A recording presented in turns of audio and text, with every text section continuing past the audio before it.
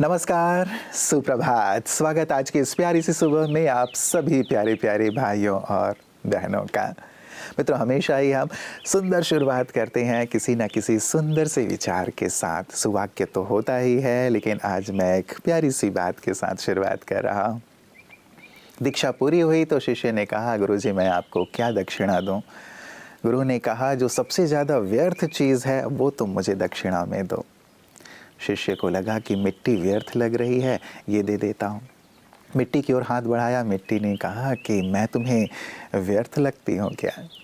मुझमें ही तो सारे अन्न पोषित होते हैं, मैं ना हूँ तो फिर व्यक्ति का पेट कैसे भरेगा? हाँ, पात्रों का निर्माण मुझसे होता है। व्यक्ति आगे बढ़ा। उसने सोचा कि कोई कूड़ा कचरा देखा तो लगा कि ये व्यर्थ चीज़ है, उसकी ओर हाथ बढ़ाया। उसने कहा कि अरे मुझसे ही तो खाद बनता है और मिट्टी पोषित होती है, मैं कैसे व्यर्थ हूँ? फिर उस शिष्य को याद आया कि गुरु ने सिखाया था कि व्यर्थ वो है जो दूसरों को व्यर्थ समझता है, और वास्तव में व्यक्ति का अहंकार ही सबसे व्यर्थ चीज़ है। भागा भागा गया और अपने अहंकार को गुरु के चरणों में अर्पित किया। सचमुच मित्रों, अहंकार ही है जो हमारे सारे गुणों को नष्ट कर देता है। अहंकार ही है जो हमें पतनगामी बनाता है। तो क्यों ना इस व्यर्थ चीज़ को ईश्वर को आज समर्पित करने का हम भी संकल्प करें। और आइए इसी सुंदर संकल्प के साथ हम चलते हैं अपने सुंदर सुवाक्य की ओर। सुविधा क्षेत्र के अंदर उन्नति कभी नहीं होती। खुद को बेहतर बनाने की इच्छा तो हम सब रखते हैं, मगर इसके लिए कई बार हमें अपने पुराने विचार, व्यवहार और कर्म को बदलना पड़ता है। ये बदलाव अक्सर कठिन होता है, क्योंकि पुराने ढंग से जीने में ही हमारी सहूलियत है। मगर याद रखिए कि अगर हम वही करते रहें जो पहले करते थे, तो हमें वही मिलेगा जो पहले मिल रहा था। इसीलिए अगर हमें वाकई उन्नति करनी है तो कुछ समय के लिए अपनी सुविधा को छोड़ दृढ़ता से उस बदलाव के लिए खुद को ढालें। मित्रों, किसी ने बहुत प्यारी सी बात कही कि हमें खुशी के लिए कार्य नहीं करना है, लेकिन खुश होकर कार्य करना है। हम अपनी मंजिल पर पहुँचें तब पहुँचकर खुश होंगे, ये नहीं, लेकिन अपनी यात्रा जो मंजिल तक पहुंचने की है, उस यात्रा का भी हम आनंद लेते हुए चलें, खुशी खुशी अपनी यात्रा करें, ताकि हम मंजिल तक भी जल्दी से जल्दी पहुंचें। कई लोग ऐसे भी होते हैं जो छोटे छोटे कार्य को देख कर के अपनी खुशी गंवा देते हैं कि क्या छोटा सा कार्य मुझे मिला हुआ है, इस छोटे कार्य को करने के लिए मेरा जीवन है क्या? नहीं मित्रों, यदि आप छोटे से छोटे कार्य को भी खुश होकर के करेंगे तो वो छोटा कार्य भी बड़ा हो जाएगा। छोटा कार्य भी औरों के लिए प्रेरक बन जाएगा कि हाँ, ऐसे छोटे कार्य को भी खुशी से किया जा सकता है। तो कार्य छोटा हो या बड़ा हो, लेकिन हमें खुशी खुशी करना है, क्योंकि खुशी हमारी सबसे बड़ी संपदा है और यही हमें मन और तन से भी स्वस्थ रखती है।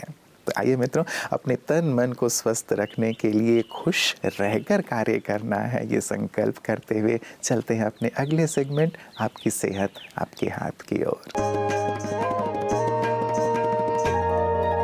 ओम शांति फ्रेंड्स। दोस्तों, HIV एड्स एक कॉमन नाम हो गया है। जो बीमारी 1981 में अफ्रीका से शुरू हुई थी, कुछ 20-21 लोगों को हुई थी और इसके लिए ट्रिलियंस ऑफ डॉलर स्पेंड हो गए, और फिर भी आज बीमारी विश्व के हर कोने में, भारत के गांव-गांव में, शहरों में, हर कस्बे में इस ऐसे पेशेंट्स हैं और बीमारी फैलती जा रही है। इसका कारण क्या है? Improper behaviour. हमारी जो हमारा जो बिहेवियर है वो ख़राब होता जा रहा है। और इसीलिए हर साल हम 1 दिसंबर को वर्ल्ड एड्स डे मनाते हैं। इसका लक्ष्य यही होता है कि हम इसके बारे में जागृति क्रिएट करें अपने समाज में, जहाँ भी हम रहते हैं, कि आज अगर किसी को HIV, पहले तो हम नए HIV इन्फेक्शंस को प्रिवेंट करें, उसके लिए हेल्दी प्रैक्टिसेस हम लोगों को सिखाएं कि कैसे हमारा हेल्दी सेक्सुअल हैबिट्स ठीक हों। सही बचपन से इसको ट्रेनिंग दी जाए, प्रॉपर ट्रेनिंग दी जाए, और स्कूल कॉलेज में और इसको एम्फेसाइज किया जाए। स्पेशली कॉलेज में इसको एम्फेसाइज किया जाए, युवाओं के बारे इसके बारे में बताया जाए, और सही इसके जिनको अगर HIV पॉजिटिव हो गए हैं तो जो डेली टैबलेट पहले लेनी है, हम डेली टैबलेट्स लेते थे इसके लिए, अभी भी लेनी है, ART एंटी रेट्रोवायरल थेरेपी जो लेते हैं उससे काफ़ी जो कॉम्प्लिकेशंस हैं वो उससे हम बच सकते हैं। किंतु आज इस पर बहुत काम हो रहा है। एक दवाई लेनाकापाविर है और इस पर बड़ी अच्छी ट्रायल्स पर्पज़ 1 पर्पज़ 2 स्टडी जो इंटरनेशनली काफ़ी फेमस हो गई हैं, और इसमें ट्वाइस, एक साल में 2 बार इंजेक्शन देने से इस बीमारी से हम बच सकते हैं। डेली टैबलेट लेने की आवश्यकता नहीं रहेगी, और मैं समझता हूँ थोड़े समय में ही ये इंजेक्शन अवेलेबल होंगे। दोस्तों, इस बारे में हमें जागृति लानी है समाज में, नए HIV इन्फेक्शन से बचना है। HIV एड्स खतरनाक बीमारी जरूर है, किंतु इसका समय पर निदान और इलाज पॉसिबल है। ओम शांति। मित्रों, कहीं बहुत सुंदर पंक्तियां लिखी थीं कि खुद को खुश रखने की कोशिश करो, तकलीफें तो आपको ढूंढ ही रही हैं। कितनी सुंदर और पते की बात है ना मित्रों। ये हमारे हाथ में है कि हम अपने आप को खुश रखते हैं या फिर गमों के गर्त में डुबा देते हैं। तकलीफ़ें तो चारों तरफ संसार में हैं ही हैं, हम शिकायत नहीं कर सकते। किसका जीवन तकलीफ़ों से मुक्त है, आप बताएं। एक वृद्धा बुद्ध जी के पास पहुंची और कहा कि मेरे जवान बच्चे की मृत्यु हो गई है, आप उसे कैसे भी करके जीवित कर दो। बुद्ध ने कहा कि मैं ज़रूर जीवित कर दूंगा, पहले तुम पूरे शहर में घूमो और कोई भी ऐसा घर मुझे बताओ जहाँ किसी की मृत्यु ना हुई हो। वृद्धा तलाशने लगी, लेकिन कोई भी घर ऐसा नहीं था, कोई भी व्यक्ति ऐसा नहीं था जिसके पास तकलीफ़ नहीं थी।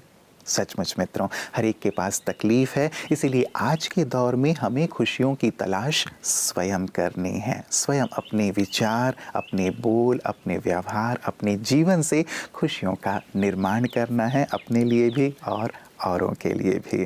और ऐसी सुंदर प्रेरणा हमारे विशिष्ट जन भी हमें देते हैं। आइए देखें आज के इस सेगमेंट में हमारे साथ कौन से खास मेहमान हैं। जैसे सर आपने अभी बताया कि बहुत ज़्यादा हिंसा रही, और तो इस तरह के माहौल में जो ब्रह्मा कुमारी संस्था है वो में कहीं ना कहीं आध्यात्मिकता से उनको जोड़ती है। नेपाल पत्रकार महासंघ ब्रह्मा कुमारी जहाँ सेंटर से आप लोग जुड़े हुए हैं नेपाल में, तो आप किस तरह से इसको देखते हैं, इसका अनुभव बताइए, कैसे आप जुड़े और किस तरह से आपने लोगों के अंदर कुछ परिवर्तन आपने लाया। विश्व में अभी सिर्फ नेपाल और भारत में नहीं कि विश्व में शांति का जरूरी है। तो नेपाल अपने आप में एक बहुत प्रबुद्ध देश है और आप वहाँ से ताल्लुक रखते हैं, तो आप बताइए थोड़ा अपना अनुभव। जी, अनुभव अच्छा अनुभव है। ओम शांति जहाँ पे, और यानी कि ओम शांति का मतलब ब्रह्म कुमारी राजयोग सेवा केंद्र के रूप में हर जगह नेपाल का हमको लगता है हर जगह में ये केंद्र है। और हम जहाँ पे रह रहे हैं, हम सप्तरी जिला में, नेपाल के सप्तरी जिला में रहते हैं। वहाँ का हेडक्वार्टर राजविराज है, और राजविराज में भी बड़ा सा घर बना हुआ है ब्रह्म कुमारी राजयोग सेवा केंद्र का। वहाँ का प्रयास करते हैं, वहाँ का हर एक गतिविधि में शामिल हो, और उन लोगों का जो पब्लिक को देना चाहती है शांति स्थापना के संदर्भ में, वो ज़्यादा से ज़्यादा हम लोग उनको सपोर्ट कर सके। इसमें हम व्यक्तिगत रूप में और हमारे पत्रकार मित्रों सब तल्लीन रहते हैं उसमें। खास करके वो लोग कोई एक्टिविटीज़ करे तो इन्फॉर्मेशन करते हैं तो हम लोग जाते हैं वहाँ पे, पूरा प्रोग्राम के टाइम में बैठते हैं। वहाँ का जो संदेश आता है प्रोग्राम का, हम लोग हर मीडिया में प्रवाह करते हैं, चाहे वो टेलीविज़न में हो, वहाँ का पत्रिका में हो, रेडियो में हो, ऑनलाइन में हो। अगर पत्रकार आध्यात्मिकता से जुड़ जाते हैं तो वो कितना ज़रूरी है उनके लिए, खुद को आध्यात्मिकता से जोड़ना? आध्यात्म भी एक आदमी के लिए, एक मानव के लिए बहुत बड़ा चीज है। जी। आप मानव है और आपके पास अध्यात्म नहीं है, जी। आपके पास मानव में जो गुण होना चाहिए वो गुण नहीं होगा। जी। अभी का मानव का दौड़, अभी का हमारा समाज वो आध्यात्म में थोड़ा बैक है।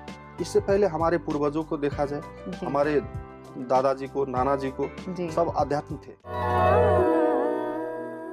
मित्रों, ज्ञान 2 प्रकार के हैं। एक ज्ञान जो हमें धन कमाने में मदद करता है, और दूसरा ज्ञान हमें जीवन को खुशनुमा बनाना सिखाता है।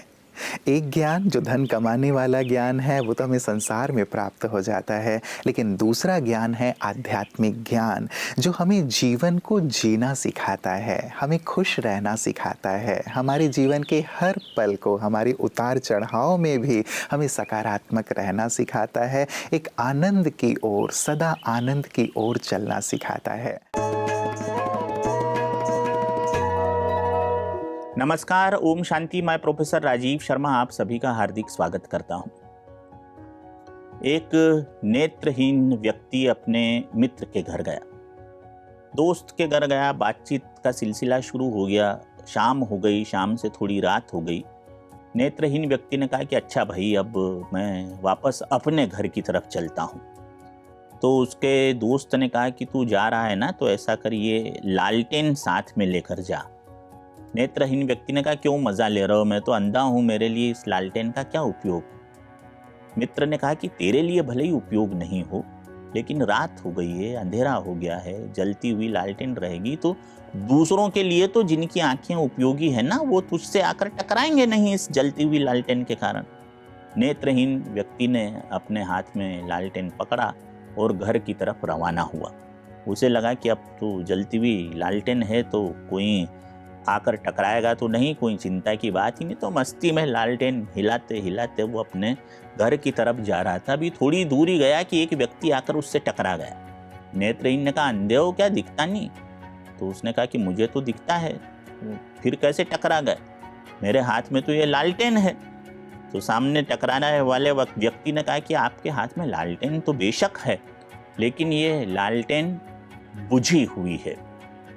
मित्रों, देवियों और सज्जनों, हम सबकी स्थिति यही है।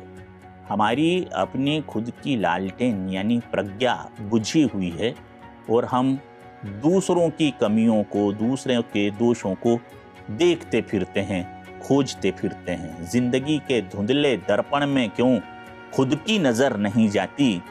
दूसरों का चेहरा देखने का हक तो है तुझे, पर खुद की सूरत नजर नहीं आती। ओम शांति। मित्रों, चलते चलते आध्यात्म की एक बहुत सुंदर सी बात जो मैंने सीखी है वो ये है, और आध्यात्म ये कहता भी है, सबको सिखाता भी है कि ईश्वर तब भी आपकी बात को समझ लेते हैं जब आपके पास कुछ कहने के लिए शब्द नहीं होते। और यही आध्यात्म की खूबसूरती है, यही ईश्वर से हमारे एक शाश्वत संबंध को जाहिर करने वाली है। लोगों के साथ हमारे संबंध बनते बिगड़ते रहते हैं। एक जन्म के बाद दूसरे जन्म में हम किसी दूसरे संबंध में चले जाते हैं, लेकिन ईश्वर के साथ हमारा जो संबंध है बहुत ही शाश्वत है, बहुत ही करीबी है। इसीलिए हम उन्हें त्वमेव माता च पिता त्वमेव बंधु च सखा त्वमेव कहते हैं, अर्थात आप ही मेरे सर्वस्व हैं। तो यदि जीवन में कोई तकलीफ़ है, कोई परेशानी है, हम उनके सामने ज़रूर बैठें। यदि तकलीफ़ परेशानी नहीं भी है तो भी मैं तो ये कहूँगा एक आदत बना लें उनके साथ बैठने की, उनके सम्मुख बैठने की।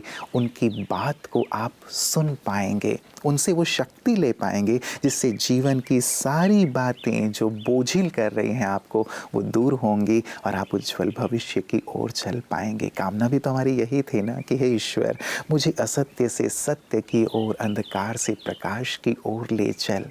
ये तभी हो पाएगा जब हम उनके साथ कुछ पल बिताएंगे।